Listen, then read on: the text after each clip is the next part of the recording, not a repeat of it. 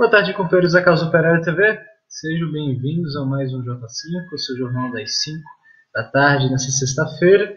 Hoje, dia 26 de fevereiro, né, às vésperas aí dos atos nacionais pela defesa dos direitos democráticos do ex-presidente Lula, por Lula candidato, né?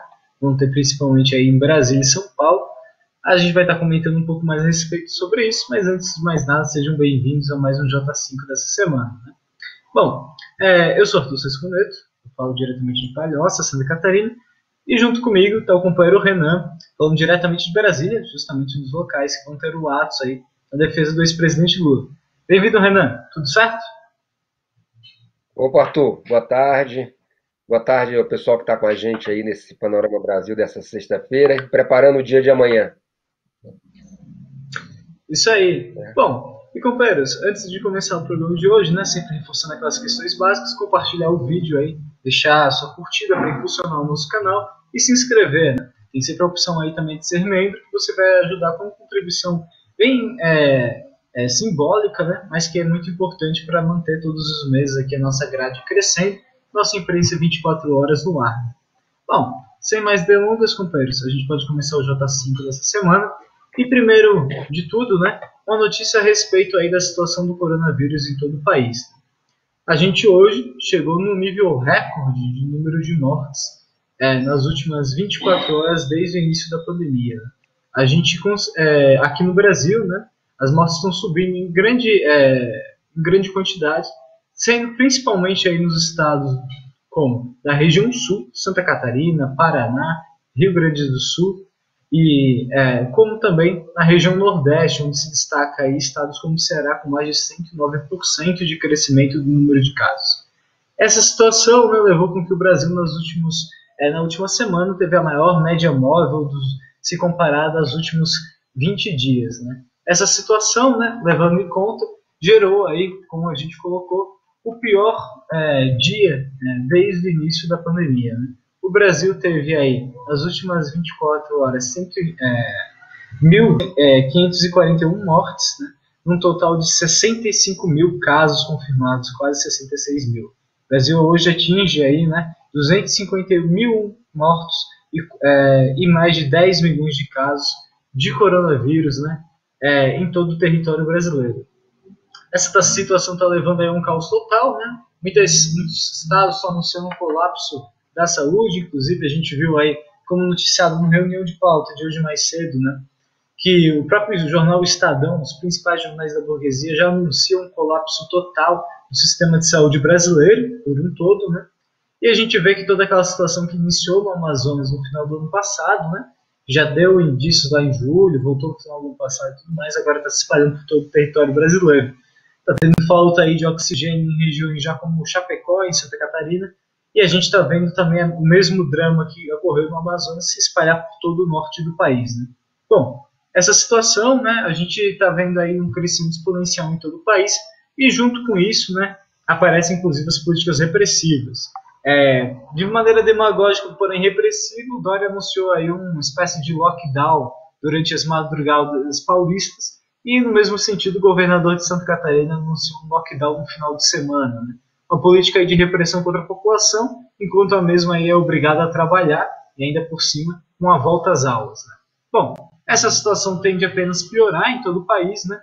E a gente, como mesmo admitiu a imprensa burguesa, não tem como esperar aí uma melhora imediata da situação do coronavírus, dada aí a política de reabertura total que foi levada pelos governadores científicos. Né? Bom, passa a bola para o companheiro Renan, fazer algumas observações, né, contar um pouco mais como está Brasília também nesse sentido, né, e fazer algumas observações, alguns comentários a respeito da situação do coronavírus no Brasil.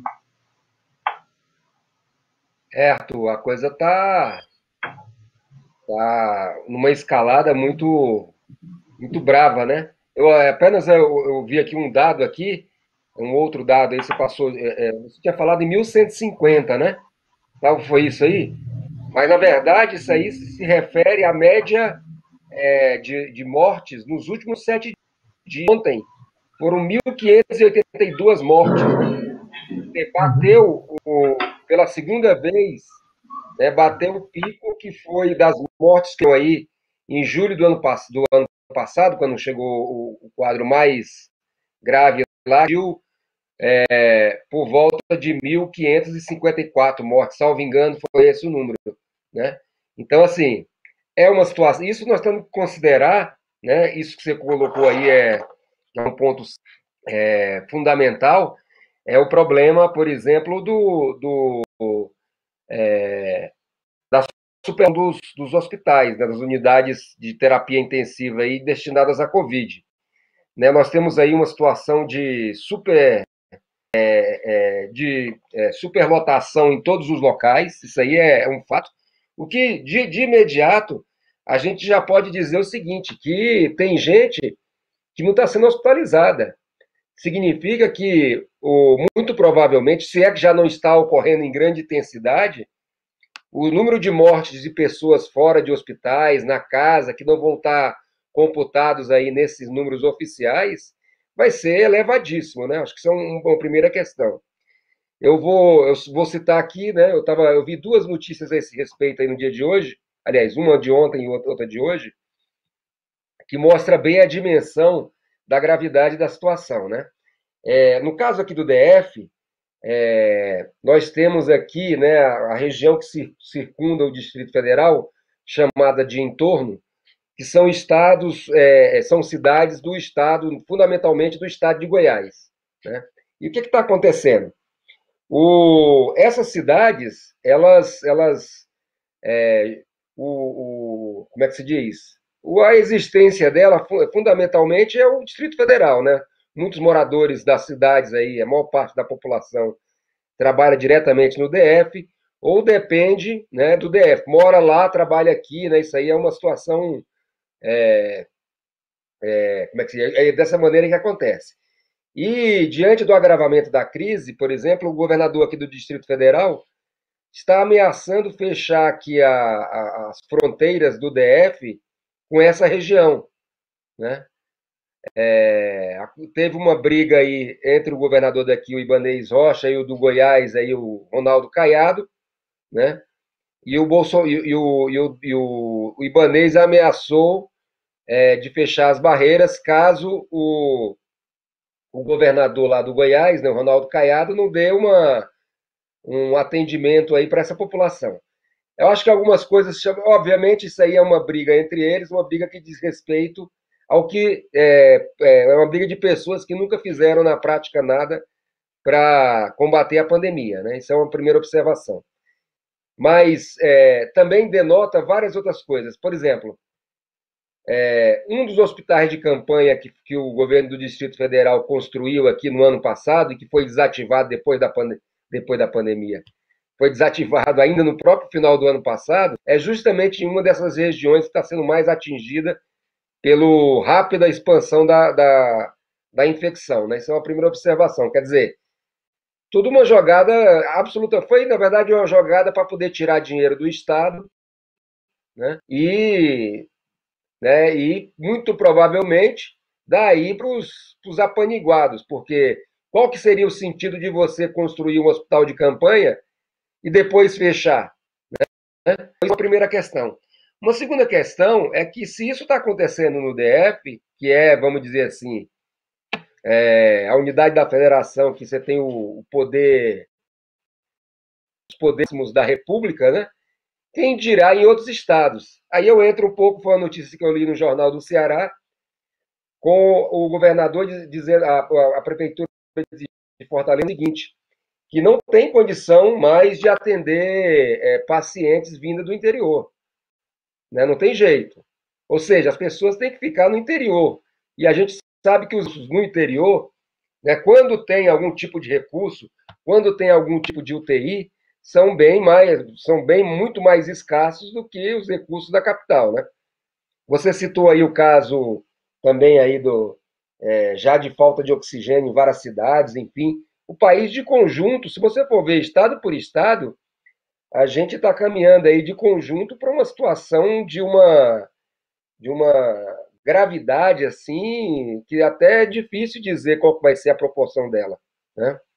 Enquanto isso aí, bom, é a vacina que não existe, né? Nós temos aí toda a política dos governos é de dizer que a vacina viria para resolver e não tem vacina.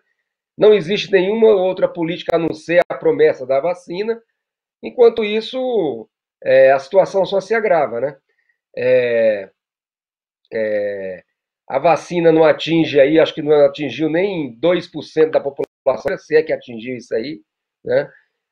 Um problema que estaria colocado, obviamente, seriam medidas efetivas para combater, para pelo menos minimizar o impacto da doença, mas como você falou, o que se coloca aí são lockdowns, né, fantasmas nas madrugadas, porque ninguém pode sair à noite nas ruas, né?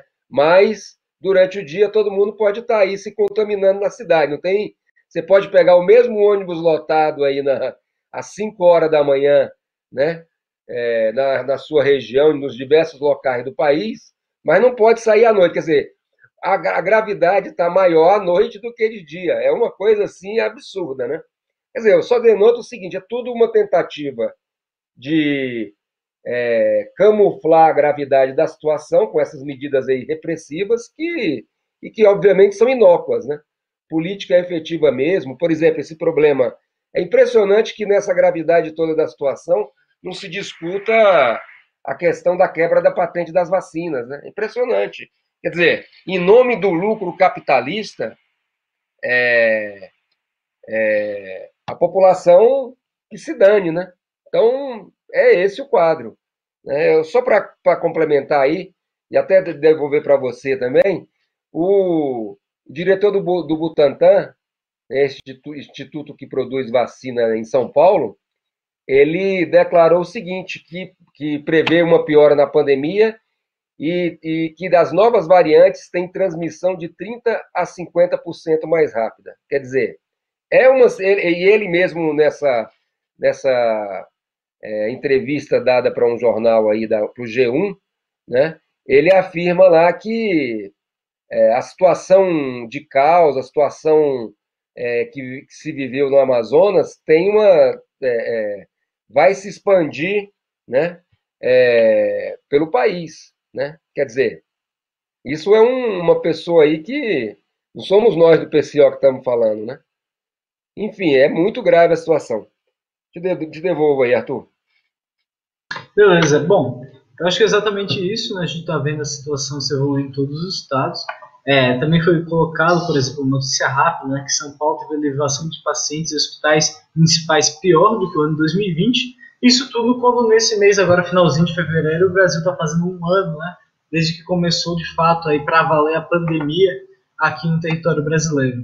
Então a gente vê que em um ano a situação se aprofundou consideravelmente e que a burguesia, né, não consegue interromper aí, não consegue parar, fazer com que a pandemia dê um mínimo de declínio possível, né, justamente por causa da sua política totalmente genocida. E em cima disso tudo, né, toda essa crise que está sendo gerada aí no governo, inclusive no governo brasileiro, devido ao problema aí, da pandemia e tudo mais, aparece, né, amanhã, inclusive aparece com forma ainda mais intensa, né, justamente o efeito Lula, né, a figura de Lula aí no jogo político. Né. E bom, a gente desde aí do início desse ano, né, tá vendo, principalmente agora em final de janeiro, início de fevereiro, uma série aí de denúncias a respeito da própria defesa do ex-presidente Lula, né, revelando aí inúmeras mensagens de procuradores, um juiz, por exemplo, o ex-juiz Sérgio Moro, a cooperação da CIA, etc. Tem toda a operação aí da Lava Jato, né, que fez com que o Lula fosse primeiro, né, incriminado por 2 crimes que não cometeu, foi preso aí ilegalmente, impedido, né, numa fraude eleitoral, um total estelionato em 2018, de concorrer às eleições presidenciais do qual era favorito. Agora, em cima de toda essa situação, né, ainda mais com a crise do regime político e as eleições de 2022 se aproximando, a figura de Lula volta a crescer rapidamente. Né?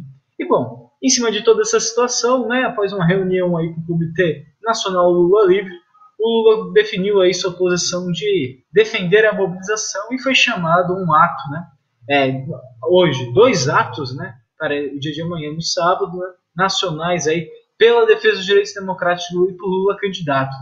Né. Os atos vão se concentrar principalmente em Brasília e São Paulo, vai ter ato confirmado aí no Rio de Janeiro também, mas o grosso, em grande medida, estará em São Paulo e em Brasília, em Brasília, me corrija, Renan, se eu estiver errado, mas na frente do STF, né, no período da manhã, e em São Paulo, na frente do MASP, né, às 15 horas. Né. E em cima dessa situação, o Partido da Causa Operária está organizando, inclusive, caravanas de todo o país. Tem pessoas do Nordeste indo para Brasília, do Sul para São Paulo, assim por diante, para somar aí os esforços nessa luta, no primeiro ato aí em defesa do ex-presidente Lula de 2021. É importante colocar, né, em cima de toda essa situação, esse ato justamente, eu falei errado, é às 15 horas, né, em frente ao STF, eu falei no período da manhã, mas vai ser às 15 horas na frente do STF, mesmo horário de São Paulo. Esse primeiro ato vai ser um ato fundamental para impulsionar a campanha pelos direitos democráticos do Lula. Né? Vai lembrar que, meio a toda a situação, na esquerda está com a política, né, de, na realidade, não mobilizar ninguém, sim, deixar o pessoal ficar em casa, fazer aquelas lives, etc. E como mesmo o Lula colocou, né, não dá para ficar choramingando em casa, em live do Zoom, tem que ir para as ruas defender aí os direitos políticos. Os direitos democráticos, no final das contas, são de toda a população. Né? Bom, em cima disso, né, esse ato vai ser um ato fundamental para dar um tom político de como vai se desenvolver essa campanha, uma forma aí de romper com os setores aí, inclusive da direita, do PT, etc., que não querem de fato impulsionar a defesa do ex-presidente Lula e colocar aí nas ruas a classe trabalhadora. Né? Vai ser a primeira de muitas medidas aí que vão ser levadas pelo próprio Partido da Causa Operária, pela mobilização dos trabalhadores em geral, chamando aí toda a população a defender o Lula. Né? O PCO, inclusive, está buscando chamar um ato em maio, né, com a defesa do ex-presidente, que a gente vai estar divulgando mais para frente. E em cima de toda essa situação, né, a gente já convoca o pessoal e convida a participar nesses 2 atos nacionais que vão ter amanhã. Né. Bom, além disso, né, vale destacar que, em meio a toda essa situação, o Haddad começou aí a caravana dele. Né. Mas é importante colocar, né, que junto com essa caravana apareceu aí o efeito frente amplo a todo vapor. Né. Recentemente, né, nos últimos dias, foi dada a declaração que uma potencial vice de uma suposta candidatura de Fernando Haddad seria justamente aí a dona do Magazine Luiza. Uma figura aí, um capitalista de fato, uma capitalista, uma membro da burguesia, ou seja, uma figura que no final das contas está junto com as figuras que apoiaram o próprio golpe de Estado. Nessa situação, o maior exemplo, né, de uma frente ampla, né, colocando aí a classe operária totalmente a reboque no final das contas da burguesia. Em cima disso, né, o próprio Lula, meio que aí de uma forma subentendida, deixou claro que também assim que ele tomar a vacina, ele vai querer sair às ruas o mais rápido possível, ou seja, deixando claro que a situação não é essa, o Lula não concorda com a frente ampla, e é necessário mobilizar todo mundo. O PCO, né, como a gente já divulgou, está fazendo desde as últimas 2 semanas mutirões todos os domingos, em todos os lugares onde é organizado, e em cima dessa situação a gente vai impulsionar aí todas as mobilizações que vão vir em defesa do ex-presidente Lula. Né? Bom, em grande medida é isso, as notícias mais gerais que vão acontecer amanhã no dia 27. Passa a bola para o companheiro Renan, se tiver algum complemento, principalmente aí no ato que vai ter em Brasília, comentar um pouco mais a respeito de como está aí a preparação. Né? Então, primeiro eu queria relacionar, Arthur, antes de entrar no detalhe aí do ato, esse problema que nós estamos discutindo agora, ou seja, a necessidade da mobilização da população, com um problema que a gente estava discutindo anteriormente da expansão do coronavírus, né? É o seguinte, né? Que é o grande, vamos dizer assim, o erro, né, consciente ou inconscientemente, também pouco importa, da esquerda com relação à pandemia. É de acreditar que existe algum interesse, alguma política efetiva do poder público para combater a pandemia, né? Se os trabalhadores não trouxerem aí para suas mãos a resolução desse gravíssimo problema, ou seja, o poder público que de fato disponibilize infraestrutura, né, vacinas, todos as questões fundamentais e necessárias sanitárias para combater a pandemia, não vai dar, né? Você vê, a própria questão aí do abono, se o abono anterior de 600 era uma coisa assim ínfima diante da necessidade da população, esse de 250 reais agora é até uma piada. Ou seja, nós não vamos conseguir reverter esse quadro que tem aí de caos no país, de miséria, porque obviamente a pandemia não é simplesmente só a pandemia, né? tem a crise econômica que foi muito agravada pela própria pandemia e que isso está levando o povo a passar fome, pô. Então, quer dizer, se não houver de fato uma mobilização que impulsione, né, que seja capaz de pressionar o poder público pelo atendimento das reivindicações populares, não vai ter nada. Nós vamos ter aí, se são já 251 mil mortes, daqui a pouco nós vamos ter 300 mil mortes. Se nós temos aí 1.500 pessoas morrendo por dia, nós vamos ter logo, logo, logo 3 mil pessoas morrendo por dia. Quer dizer, quanto mais a gente demorar a impulsionar a luta, a mobilização do povo, né? Quer dizer, nós, o que eu falo aqui, obviamente, eu estou me referindo às direções políticas do país, sindicais, né? A CUT, os seus sindicatos, as organizações do movimento popular, né? Enfim, o MST, sei lá. Todas as organizações que têm efetivamente uma representatividade junto às massas, aos explorados do país, né? Então, quanto mais se demorar a fazer isso aí, mais grave vai ser a situação de conjunto, né? Então, essa é uma primeira observação. A segunda é que, obviamente, está uma questão essencial e fundamental da mobilização é justamente a questão do Lula, né? Por quê? Porque o Lula, ele é a expressão, o golpe de Estado, no fundamental, foi dado para poder tirar, obviamente, o PT do caminho, mas principalmente o Lula, né? A Dilma Rousseff, tudo bem, o PT, mas principalmente o Lula. Não foi à toa que foi ele que ficou preso aí 1 ano e 7 meses, se não me engano, né? Quer dizer, foi impedido de participar das eleições de 2018. Por quê? Porque o Lula, no imaginário popular, né, o povo vê no Lula justamente a oposição de tudo isso que está ocorrendo no Brasil. Então, obviamente, uma mobilização popular, por exemplo, contra o coronavírus, obviamente tem que estar vinculada à luta em defesa dos direitos políticos do Lula, a luta para que o Lula readquira seus direitos políticos e possa ser candidato em 2022. Né? Quer dizer, é você travar a luta contra o Bolsonaro, não de um ponto de vista eleitoral, porque vamos simplesmente para o Lula ser candidato, mas fundamentalmente porque o Lula ele é capaz de mobilizar a população em torno, né, dessas reivindicações mais sentidas, ou seja, o povo na rua, tá certo? É o povo que vai, de fato, ser capaz de conquistar, né, de exigir o que é necessário para a sua própria sobrevivência, tá certo? E não esperar que o poder público, ou até mesmo uma questão eleitoral, resolva. Isso aí é tão importante que o próprio Lula se manifestou nesse sentido, né? Eu achei muito interessante a declaração que ele deu aí numa entrevista por 247, né? Nós, inclusive, reproduzimos no DCO, em que ele declarou o seguinte: precisamos nos mexer. Não dá para ficar no Zoom chorando, né? No Zoom é na rede social, né? Pega um jornal e entregar na feira. Precisamos conversar com as pessoas. Eu tenho paciência. Quando chegar a vacina para os jovens de 75 anos, vou me encontrar com o povo brasileiro, né? Em seguida, ele enfatizou, né? Se você não pode fazer manifestação de rua, faça um jornalzinho de uma página e vá de casa em casa entregar. Bata palma e entregue um jornalzinho. Vá na feira entregar para o cara da barraca da feira. Quer dizer, enfim, ele ainda concluiu aqui, né? Se os companheiros dos partidos de esquerdas acharem que preciso ser candidato, eu serei, mas não vou brigar para ser candidato. Quer dizer, o que demonstra o seguinte, né?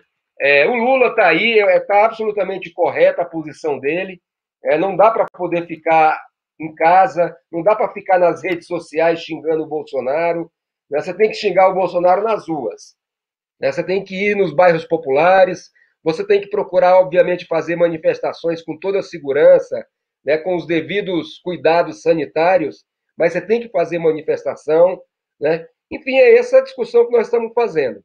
E o ato amanhã em Brasília, em São Paulo, né, e em outros locais também que vai estar ocorrendo também, tem esse objetivo, né, apontar o caminho da mobilização, né? Não tem jeito. Essa questão de você ficar fazendo aí carreata pedindo vacina, isso aí não vai pôr ninguém para frente, né? E o ato, que nós esperamos é isso, é que esse ato, nós não temos a pretensão de fazer um ato massivo, né? Não, não é essa a nossa intenção, até porque o envolvimento, em geral, da esquerda com relação ao ato, eu diria que é praticamente nulo, né? Existe uma resistência, não só uma resistência, mas até mesmo uma campanha contra a realização dos atos, né? Mas nós achamos importante colocar lá 100, 200 pessoas, colocar um público militante no STF, porque é um caminho, né, para apontar aí para a população o que deve ser feito, né? Não tem jeito, né? Eu acho que o chamado que o PCO faz, que os comitês de luta contra o golpe estão fazendo aí, nesse sentido, nós temos que quebrar, vamos dizer assim, as amarras, as barreiras que foram criadas para impedir o povo de se manifestar. Se o povo pode trabalhar, o povo pode se manifestar. Não tem essa. Não dá para você dizer que o trabalhador tem que se submeter aos ônibus superlotados, aos locais de trabalho insalubres, né?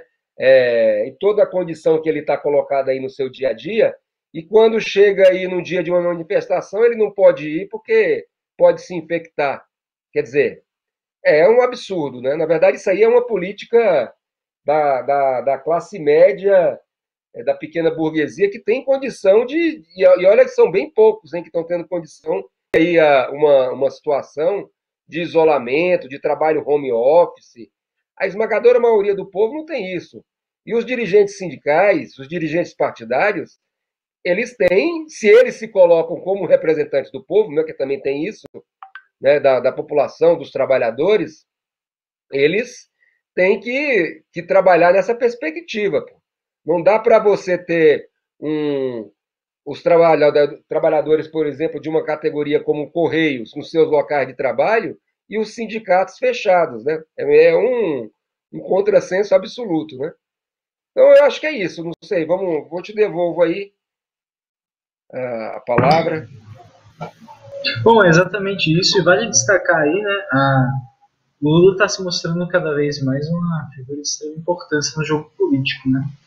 A gente viu aí que, com base na defesa do ex-presidente Lula, a burguesia inteira aí já está se movimentando para impedir a todo custo que o cara seja candidato. Né?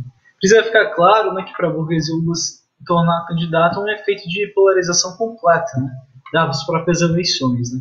E não só isso, né? Para garantir Lula candidato, a oposição vai ter que se mobilizar contra a burguesia, vai ter que enfrentar o judiciário, etc. Ou seja, vai ter que abrir uma verdadeira crise, uma radicalização política dentro da classe operária, suficiente aí para conseguir empurrar a goela abaixo, né, da burguesia, a candidatura de Lula. Isso aí abriria uma crise aí de grandes proporções no regime político. Você tem um sujeito aí que foi condenado, perseguido, preso por esse regime, tendo aí, graças à mobilização popular, a chance de concorrer às eleições. Né? Isso aí a burguesia sabe muito bem que isso é um efeito de polarização completa, né? Vai ser devastador, inclusive, para o regime político golpista, né? Burguesia aí que tenta emplacar a todo custo um candidato de centro, não vai ter essa possibilidade caso Lula saia como candidato. E a gente sabe que muito bem que isso aí a candidatura de Lula abre portas para uma série aí de mobilizações da população brasileira, né? Seja aí a defesa, por exemplo, de uma Assembleia Constituinte Popular, seja aí a defesa do governo de trabalhadores, etc. Ou seja, a derrubada do governo golpista. Então, a figura de Lula nesse sentido ela se torna aí um efeito, né, um fenômeno muito importante nesse cenário político aqui brasileiro.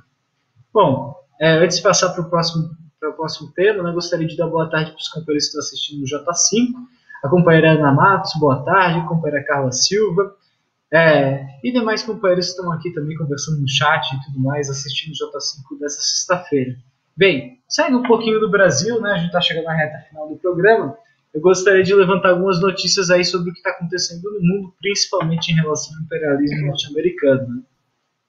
A primeira grande notícia está referente à situação, né, a política internacional do governo Biden, né, o democrata Biden, que agora, né, após ter feito o ataque à Somália, agora fez um ataque aí de primeira ação de guerra, né, de Biden na Síria, né, justamente aí realizando um ataque aéreo contra militantes iranianos que estavam no país. Essa é a primeira grande ação aí que o governo imperialista tira, né? Foi realizado nessa quinta-feira, dia 25, um ataque aéreo sob o pretexto de justamente atacar as bases de militantes seguidores do Irã na ilha, na Síria, de acordo com a imprensa burguesa, né? E esse ataque justamente ocorre, né? Como uma forma aí de repressão, né, e destruição aí do país que há poucos anos atrás sofreu uma brutal invasão do imperialismo norte-americano. A gente vê que o imperialismo norte-americano está tentando buscar todo custo fechar o cerco, né, contra os governos nacionalistas que ainda restam no Oriente Médio, né, principalmente o Irã, que se tornou um verdadeiro aí, pilar de sustentação da luta contra o imperialismo na região, né? O Irã, que é um país aí de origem persa, né, muito próximo aí da Síria, demais países, que estão sendo atacados frequentemente pelo imperialismo.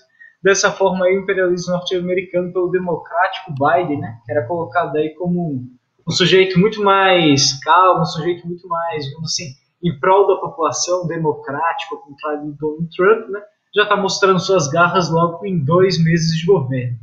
Esse ataque, como eu disse, ele vem logo após o ataque aí feito à Somália, também pelo próprio governo imperialista, controlado hoje pelo Joe Biden. Bom, essa situação apenas tem de se aprofundar. A gente sabe aí que o imperialismo norte-americano está numa política ferrenha, né? Principalmente com um país no Oriente Médio, como também ali contra a Venezuela, aqui na América Latina, né? E além disso, na política golpista continua a todo vapor, né? O imperialismo norte-americano não busca tirar o pé aqui dos principais países da América Latina, que conseguiu, aí, por meio do golpe de Estado, controlar, como também pressiona aí os governos locais, uma verdadeira perseguição política às lideranças de esquerda. Né? A gente viu isso nas eleições bolivianas, a gente viu isso nas eleições equatorianas e assim por diante. Né? Ou seja, o imperialismo aí busca pressionar os países atrasados e assumir um controle total, buscando, no final das contas, fazer como fez aí com o Brasil, né? Entregar toda a economia nacional para o estrangeiro, né? E esmagar toda a população trabalhadora aí no regime, nesse chamado regime neoliberal, com uma política de choque, uma política de destruição em massa da população. Bom, esse ataque foi feito aí pelo governo Biden e ele foi junto, inclusive, junto aí com o Senado, né, norte-americano, que vetou aí o aumento do salário mínimo nos Estados Unidos. Né? Bom, e sobre essa notícia aí referente ao salário mínimo, passo a bola para o companheiro Renan, inclusive se ele quiser fazer algum comentário a respeito dessa situação aí na Síria também.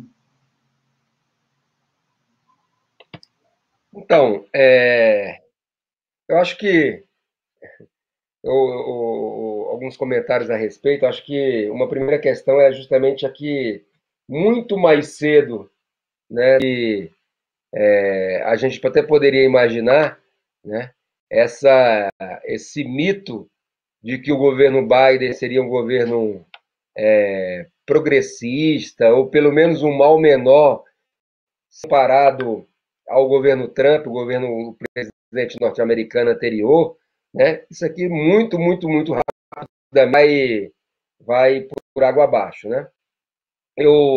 Você citou esses casos da Somália.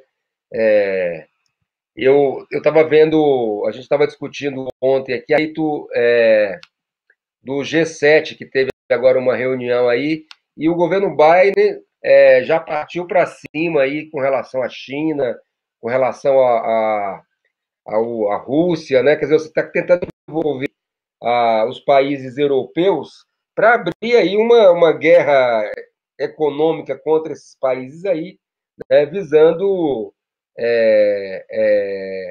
como é que se diz? Controlar esses países também. Acho que é bom a gente ter presente que a Rússia e a China também são países atrasados, né? Assim como o Brasil, são economias atrasadas, só que são potências, vamos dizer assim, regionais.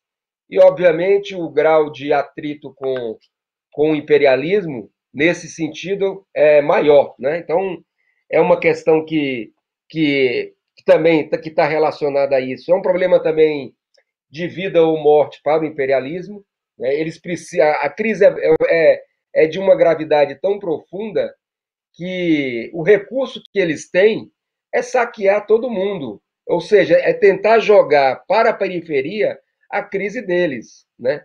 Na tentativa de salvar. Obviamente, eles não vão salvar, mesmo com toda essa política de expoliação, eles não vão salvar as suas economias, porque a envergadura da crise é muito profunda, né? A gente está todo mundo aí falando do problema do nível de especulação mundial que está se chegando aí em todo mundo, que é uma coisa verdadeiramente assustadora, porque você vê, eu estava vendo esses dias aí, você vê a coisa da especulação a tal nível que empresas que, teoricamente, teriam sofrido grandes perdas por conta da pandemia, estão tendo suas ações valorizadas nas bolsas de valores, como é o caso das grandes empresas da área de educação. Quer dizer, você não está tendo aula e você está valorizando a empresa. E tem, assim, aquelas coisas assim, como a Apple, por exemplo, que aumentou aí nos últimos, o capital, o valor de mercado da Apple aumentou de, sei lá, de 2 bilhões em 93 para 1 trilhão e tanto, 1,5 trilhão, se não me engano, agora no final de 2020. Quer dizer, é uma coisa assim, sem nenhuma base real no crescimento. Isso aí tudo vai afundar, né? Enquanto isso, eles vão promovendo guerras e tudo mais. E você vê que, mesmo dentro das suas fronteiras, a política dos democratas, né, ao contrário do que a esquerda fala aqui, não é uma política que vem também no sentido de amenizar a situação, né? Como se a gente está vendo aí o problema do veto do salário mínimo aí no Senado, antifascista, democrático, do Zewa, né? Quer dizer, o que acontece? Mesmo, obviamente, os ataques à população, eles tentando amenizar com relação às suas próprias populações os ataques, a situação de conjunto é muito grave, né? Então não dá para. É que nem o problema do auxílio emergencial no Brasil. Quer dizer, vocês veem o seguinte: o governo está numa discussão lá agora que é o seguinte: para dar esse auxílio miserável, né, de 4 meses, eles estão querendo aprovar na Câmara a redução, a possibilidade de que a desvinculação dos orçamentos da saúde e da educação. Quer dizer, uma coisa que seria para atingir momentaneamente, né, o atendimento vamos supor, de um auxílio emergencial, eles querem acabar com uma coisa aí que vai liquidar com a educação e com a saúde para o Brasil, né? É uma situação assim, e a rapina acontece aqui como acontece no Zewa. Obviamente, a intensidade que é feita com relação a gente, né, ao terceiro mundo, aos países atrasados, é muito mais intensa, né?